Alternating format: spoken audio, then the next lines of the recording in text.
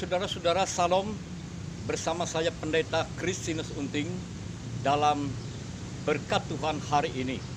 Berkat Tuhan hari ini didasarkan pada Injil Yohanes pasal 6 ayatnya yang ke-11. Berikanlah kami pada hari ini makanan kami yang secukupnya. Saudara-saudara,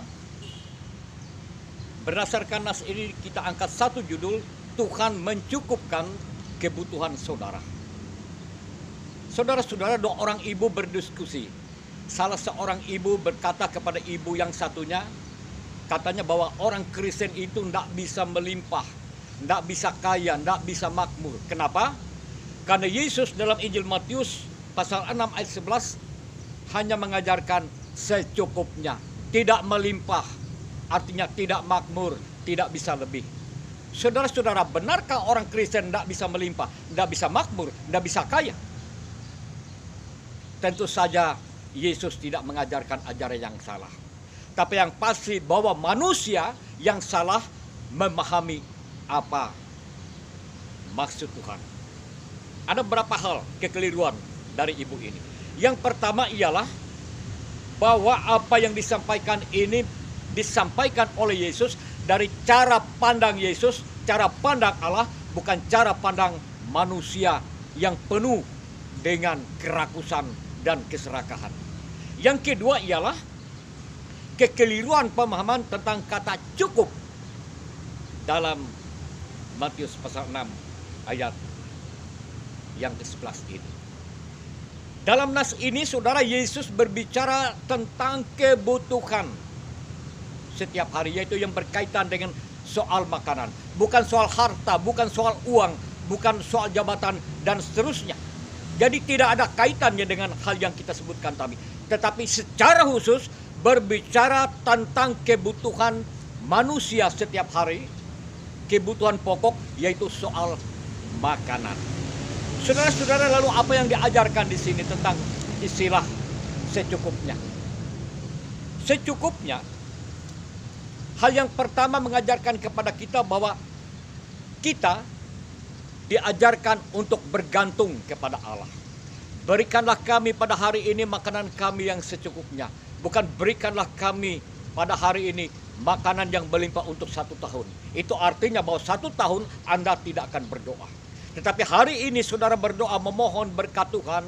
Berikanlah kami pada hari ini makanan kami yang secukupnya.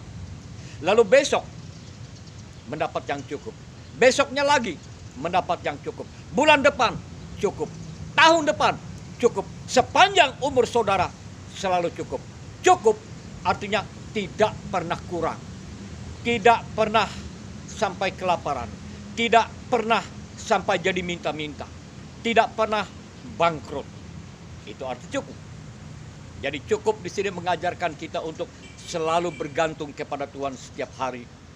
Hanya kepada Tuhan, selalu memohon kepada Tuhan, mengakui bahwa Tuhanlah sumber berkat. Lalu yang kedua, cukup itu artinya berapa, saudara? Cukup itu artinya tidak pernah kurang.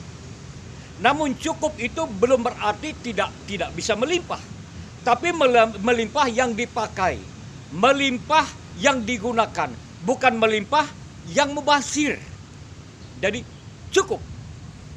Bila Anda hari ini memerlukan sesuatu untuk hari ini, katakanlah 3 porsi, yaitu cukup.